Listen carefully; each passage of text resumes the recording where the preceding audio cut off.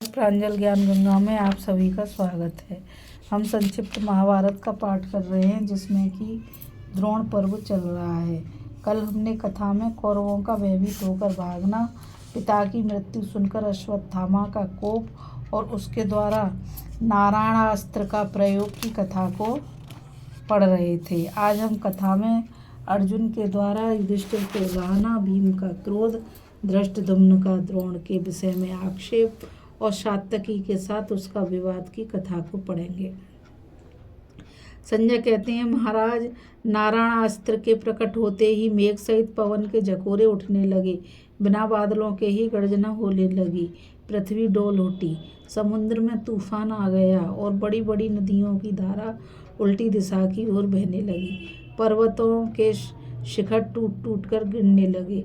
उस घोर अस्त्र को देखकर देवता, दानव और गंधर्वों पर भारी आतंक छा गया। समस्त राजा लोग भय से थर्राए थे। धृतराष्ट्र ने पूछा, संजय, उस समय पांडवों ने धृष्टद्युम्न की रक्षा के लिए क्या विचार किया? संजय ने कहा, कौरव सेना का तुमुल नाद सुनकर युधिष्ठिर अर्जुन से बोले, धनंजय, धृष्टद्युम्न के द्वारा आचार्य द्रोण के मारे जाने पर कौरव बहुत उदास हो विजय की आशा छोड़ चुके थे और अपनी अपनी जान बचाने के लिए भागे जा रहे थे। अब देखते हैं तो पुनः उनकी सेना लौटी आ रही है। किसने उसे लौटाया है, इसके विषय में तुम्हें कुछ पता हो तो बताओ। ऐसा जान पड़ता है द्रोण के मारे जाने से कौरवों का पक्ष लेकर साक्षात इंद्र युद्ध करने आ रहे हैं। उनका भैरव नाद सुनकर हमारे रथी घबराए हुए हैं, सब के रोंगटे खड़े हो गए हैं। यह कौन महारथी है जो सेना को युद्ध के लिए लौटा रहा है? अर्जुन बोले, जिस वीर ने जन्म लेते ही उच्च श्रवा के समान हिंसना आरंभ किया था, जिसे सुनकर यह पृथ्वी हिल उठी थी और तीनों लोग थर्राने लगे थे, उस आवाज को सुनकर किसी अदृश्य रहने वाले प्राणी ने जिसका नाम अश्वत्थामा रख दिया था, वही सूरवीर अश्वत्थामा है, वही सिंहनाद कर रहा है। धृष्टद्युम्न ने उस समय अनाथ के समान जिनके केश पकड़कर मार डाला था, यह उन्हीं का पक्ष लेकर उसके क्रूर कर्म का बदला लेने के लिए आया है। आपने भी राज्य के लोभ से झूठ बोलकर गुरु को धोखा दिया, धर्म को जानते हुए भी यह महान पाप किया, अतः अन्याय पूर्वक बाली का वध करने के कारण श्री रामचंद्र जी को जैसे अपयश मिला, उसी प्रकार आपके विषय में भी झूठ बोलकर गुरु को मरवा डालने का स्थायी कलंक तीनों लोकों में फैल जाएगा। आचार्य ने यह समझा था कि पांडुनंदन युधिष्ठिर सब धर्मों के ज्ञाता हैं, मेरे शिष्य हैं, वे कभी झूठ नहीं बोलेंगे। इसी भरोसे से उन्होंने आपका विश्वास कर लिया, परंतु आपने सत्य की आड़ लेकर सरासर झूठ कहा, हाथी मरा था, इसलिए अश्वत्थामा का मरना बता दिया। फिर वे हथियार डालकर अचेत हो गए। उस समय उन्हें जितनी व्याकुलता हुई थी सो आपने भी देखी ही थी। पुत्र के स्नेह से शोकमग्न होकर जो रण से विमुख हो चुके थे, ऐसे गुरु को आपने सनातन धर्म की अवहेलना करके शस्त्र से मरवा डाला। अश्वत्थामा पिता की मृत्यु से कुपित है। धृष्टद्युम्न को आज यह काल का ग्रास बनाना चाहता है। निहत्य गुरु को अधर्म पूर्वक मरवाकर अब आप अपने मंत्रियों के साथ अश्वत्थामा का सामना करने जाइए। शक्ति हो तो धृष्टद्युम्न की रक्षा कीजिए। मैं तो समझता हूँ हम सब लोग मिलकर भी धृष्टद्युम्न को नहीं बचा सकते। मैं बार बार मना करता रहा तो भी शिष्य होकर इसने गुरु की हत्या कर डाली। इसकी वजह यह है कि हम लोगों की आयु का अधिक अंश बीत गया, थोड़ा ही शेष रह गया है। इसी से हमारा मस्तिष्क खराब हो गया। हमने यह महान पाप कर डाला जो सदा पिता की भांति हम लोगों पर स्नेह रखते थे। धर्म दृष्टि से भी जो हमारे पिता ही थे, उन गुरुदेव को इस क्षणभंगुर राज्य के कारण हमने मरवा दिया। धृतराष्ट्र ने भीष्म और द्रोण के पुत्रों के साथ ही सारा राज्य सौंप दिया था और वे सदा उनकी सेवा में लगे रहते थे, निरंतर सत्कार किया करते थे। तो भी आचार्य मुझे ही अपने पुत्र से भी बढ़कर मानते थे। ओह, मैंने बहुत बड़ा और भयंकर पाप किया जो राज्य सुख के लोभ में पड़कर गुरु की हत्या कराई। मेरे गुरुदेव को यह विश्वास था कि अर्जुन मेरे लिए पिता, भाई, स्त्री, पुत्र और प्राणों का भी त्याग कर सकता है, किंतु मैं कितना राज्य का लोभी निकला। वे मारे जा रहे थे और मैं चुपचाप देखता रहा। एक तो वे ब्राह्मण, दूसरे वृद्ध और तीसरे आचार्य थे। इस पर भी उन्होंने अपना अस्त्र नीचे डाल दिया था और महान मुनि वृत्ति से बैठे हुए थे। इस अवस्था में राज्य के लिए उनकी हत्या कराकर अब मैं जीने की अपेक्षा मर जाना ही अच्छा समझता हूँ। संजय कहते हैं, महाराज अर्जुन की बात सुनकर वहाँ जितने महारथी बैठे थे सब चुप रह गए। किसी ने बुरा या भला कुछ भी नहीं कहा। तब महाभाव भीमसेन क्रोध में भरकर बोले, पार्थ, वनवासी मुनि अथवा उत्तम व्रत का पालन करने वाले ब्राह्मण की भांति तुम भी धर्मोपदेश करने बैठे हो, जो संकट से अपनी तथा दूसरों की रक्षा करता है। संग्राम में शत्रुओं को क्षति पहुंचाना जिसकी जीविका है, जो स्त्रियों और सत्पुरुषों पर क्षमा भाव रखता है, वह क्षत्रिय शीघ्र ही धर्म, यश तथा लक्ष्मी को प्राप्त करता है। क्षत्रियों के संपूर्ण सद्गुणों से युक्त होते हुए आज मूर्खों की सी बातें करना तुम्हें शोभा नहीं देता। तात, तुम्हारा मन धर्म में लगा हुआ है, तुम्हारे भीतर दया है, यह बहुत अच्छी बात है, किंतु धर्म में प्रवृत्त रहने पर भी तुम्हारा राज्य अधर्म पूर्वक छीन लिया गया। शत्रुओं ने द्रौपदी को सभा में लाकर उसका केश पकड़कर खींचा और हम सब लोग बलकल धारण करके 13 वर्ष के लिए वन में निकाल दिए गए। क्या हमारे साथ यही बर्ताव उचित था? ये सब बातें सहन करने योग्य नहीं थी, फिर भी हमने सह ली। हमने जो कुछ किया है वह क्षत्रिय धर्म में स्थित रहकर ही किया है। शत्रुओं के उस अधर्म को याद कर आज मैं तुम्हारी सहायता से उन्हें उनके सहायकों सहित मार डालूंगा। मैं क्रोध में भरकर इस पृथ्वी को विदीर्ण कर सकता हूँ, पर्वतों को तोड़ फोड़ कर बिखेर सकता हूँ। अपनी भारी गदा की चोट से बड़े बड़े पर्वतीय वृक्षों को तोड़ डालूंगा। इंद्र आदि देवता, राक्षस, असुर, नाग और मनुष्य भी यदि एक ही साथ लड़ने आ जाएं तो उन्हें बाणों से मारकर भगा दूंगा। अपने भाई के ऐसे पराक्रम को जानते हुए भी तुम्हें अश्वत्थामा से भय नहीं करना चाहिए, अथवा तुम सब भाइयों के साथ यहीं खड़े रहो। मैं अकेला ही गदा हाथ में लेकर शत्रुओं को परास्त करूंगा। भीमसेन के ऐसा कहने पर धृष्टद्युम्न बोला, अर्जुन, वेदों को पढ़ना और पढ़ाना, यज्ञ करना और कराना तथा दान देना और प्रतिग्रह स्वीकार करना, यही 6 कर्म ब्राह्मणों के लिए प्रसिद्ध है। इनमें से किस कर्म का पालन द्रोणाचार्य करते थे? अपने धर्म से भ्रष्ट होकर उन्होंने क्षत्रिय धर्म स्वीकार किया था। ऐसी अवस्था में यदि मैंने उनका वध किया तो तुम मेरी निंदा क्यों करते हो?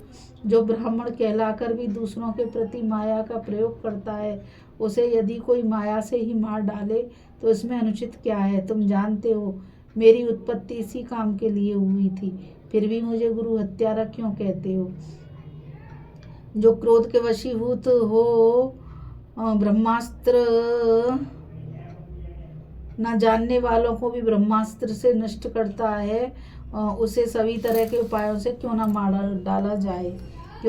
डाला जाए। उन्होंने दूसरे के नहीं, मेरे ही भाइयों का संहार किया था, अतः उसके बदले उनका मस्तिष्क काट लेने पर भी मेरा क्रोध शांत नहीं हुआ है। राजा भगदत्त तुम्हारे पिता के मित्र थे, उन्हें मारकर जैसे तुमने अधर्म नहीं किया, उसी प्रकार मैंने भी धर्म से ही शत्रु का वध किया है। जब तुम अपने पितामह को भी युद्ध में मारकर धर्म का पालन समझते हो, तो मैंने जो पापी शत्रु का संहार किया है उसे अधर्म क्यों मानते हो? बहन द्रौपदी और उसके पुत्रों का ख्याल करके ही मैं तुम्हारी कठोर बातें सह लेता हूँ, इसमें और कोई कारण नहीं है। अर्जुन, ना तो तुम्हारे बड़े भाई असत्यवादी हैं और ना मैं पापी। द्रोणाचार्य अपने ही अपराध के कारण मारे गए हैं, अतः चलकर युद्ध करो। धृतराष्ट्र बोले, संजय, जिन महात्मा ने अंगों सहित संपूर्ण वेदों का अध्ययन किया था, जिनमें साक्षात धनुर्वेद प्रतिष्ठित था, उन आचार्य द्रोण की वह नीच, नृशंस एवं गुरुघाती धृष्टद्युम्न निंदा करता रहा और किसी क्षत्रिय ने उस पर क्रोध नहीं किया। धिक्कार है इस क्षत्रियपन को। बताओ, यह अनुचित बात सुनकर पांडव तथा दूसरे धनुर्धर राजाओं ने धृष्टद्युम्न से क्या कहा? संजय ने कहा, महाराज, उस समय अर्जुन ने द्रौपद कुमार की ओर तिरछी नजर से देखा और आंसू बहाते हुए उच्च श्वास लेकर कहा, धिक्कार है, धिक्कार। उस समय युधिष्ठिर, भीमसेन, नकुल, सहदेव तथा श्री कृष्ण आदि सब लोग संकोचवश चुप हो गए। केवल सात्यकी से ही नहीं रह गया। वह बोल उठा, अरे क्या यहाँ ऐसा कोई भी मनुष्य नहीं जो मंगलमयी बात बकने वाले इस पापी नराधम को शीघ्र ही मार डाले? ओ नीच, श्रेष्ठ पुरुषों की मंडली में बैठकर ऐसी ऊंची बातें करते हुए तुझे लज्जा नहीं आती? तेरी जीव के सैकड़ों टुकड़े क्यों नहीं हो जाते? तेरा मस्तिष्क क्यों नहीं फट जाता? गुरु की निंदा करते समय तू रसातल में क्यों नहीं चला जाता? स्वयं ऐसा नीच कर्म करके उल्टे गुरु पर ही दोषारोपण करता है। तुझे तो मार ही डालना चाहिए। क्षण भर भी तेरे जीवित रहने से संसार का कोई लाभ नहीं है। नराधम, तेरे सिवा दूसरा कौन ऐसा श्रेष्ठ मनुष्य है जो धर्मात्मा गुरु का केस पकड़कर उसका वध करने को तैयार होगा? तूने बीती तथा आगे होने वाली अपनी 7-7 पीढ़ियों को नरक में डुबो दिया। अब यदि पुनः मेरे समीप ऐसी बात मुंह से निकालेगा तो वज्र के समान गदा मारकर तेरा सिर उड़ा दूंगा। तू हत्यारा है, तुझे ब्रह्म हत्या का पाप लगा है, इसलिए लोग तुझे देखकर प्रायश्चित के लिए सूर्य नारायण का दर्शन करते हैं। खड़ा रह, मेरी गदा की एक चोट सह ले, मैं भी तेरी गदा की अनेकों चोटें सहूंगा। इस प्रकार जब सात्यकी ने द्रुपद कुमार का तिरस्कार किया तो उसने भी क्रोध में भरकर उसकी मखौल उड़ाते हुए कहा, सुन ली तेरी बात, और इसके लिए तुझे क्षमा भी करता हूँ। तेरे जैसे नीच लोगों का सत्पुरुषों पर आक्षेप करने का स्वभाव ही होता है। यद्यपि संसार में क्षमा की बड़ी प्रशंसा की जाती है, तथापि पापी के प्रति क्षमा नहीं करनी चाहिए, क्योंकि वह क्षमा करने वाले को पराजित समझता है। तू सिर से पैर तक दुराचारी, नीच और पापी है। स्वयं निंदा के योग्य होकर भी दूसरों की निंदा करना चाहता है। भूरिश्रवा का हाथ कट गया था। वह प्राणांत अनशन का व्रत लेकर बैठा था। उस समय तूने सबके मना करने पर भी जो उसका मस्तिष्क काट लिया, इससे बढ़कर पाप और क्या हो सकता है? जो स्वयं ऐसा काम करे वह दूसरों को क्या कहेगा? तू बड़ा धर्मात्मा पुरुष था, तो जब भूरिश्रवा तुझे लात मार जमीन पर पटक कर घसीटने लगा था, उस समय ही तूने क्यों ना उसका वध किया? स्वयं पापी होकर मुझसे क्यों कठोर बातें कर रहा है? अब चुप रह, फिर कोई ऐसी बात मुंह से ना निकालना, नहीं तो बाणों से मारकर अभी तुझे यमलोक भेज दूंगा। चुपचाप युद्ध कर, कौरवों के साथ ही प्रेतलोक में जाने का उपाय न कर। धृष्टद्युम्न के ऐसे कठोर वचन सुनकर सात्यकी क्रोध से कांप उठा। उसकी आंखें लाल हो गईं। हाथ में गदा ले उछलकर वह द्रुपद कुमार के सामने जा पहुंचा और बोला, अब मैं कोई कड़ी बात ना कहकर केवल तुझे मार डालूंगा, क्योंकि तू इसी के योग्य है। इस प्रकार महाबली सात्यकी को धृष्टद्युम्न पर सहसा टूटते देख भगवान श्री कृष्ण के इशारे से भीमसेन अपने रथ से कूद पड़े और अपनी दोनों बाहों से सात्यकी को रोका, पर वह बलपूर्वक आगे बढ़ गया। उस समय उसके शरीर से पसीने छूट रहे थे। भीमसेन दौड़कर छठे कदम पर सात्यकी को पकड़ा और अपने दोनों पैर जमाकर खड़े हो किसी प्रकार उसे काबू में किया। इतने ही में सहदेव भी अपने रथ से कूदकर आ पहुंचा और नरश्रेष्ठ, अंधक, वृष्णि तथा पांचाल से बढ़कर हमारा कोई मित्र नहीं है।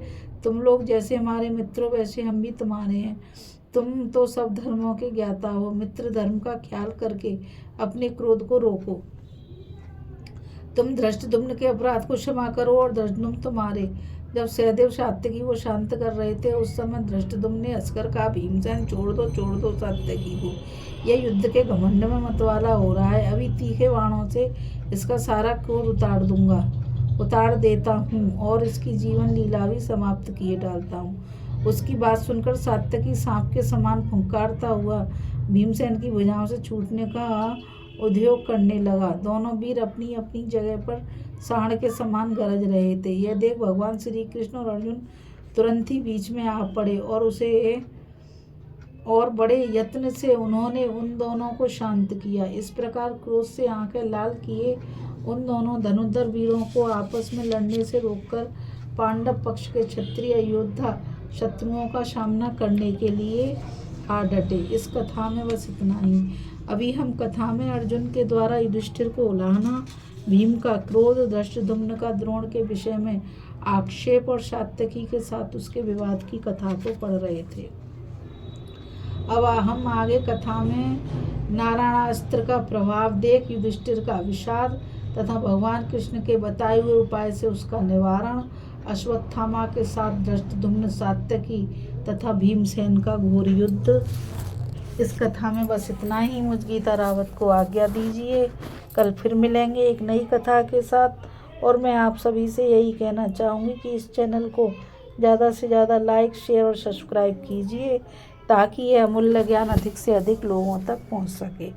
और कमेंट के द्वारा मुझे बताइए कि यह कथा आपको कैसी लगी। राधे राधे। जय श्री कृष्णा। नमस्कार।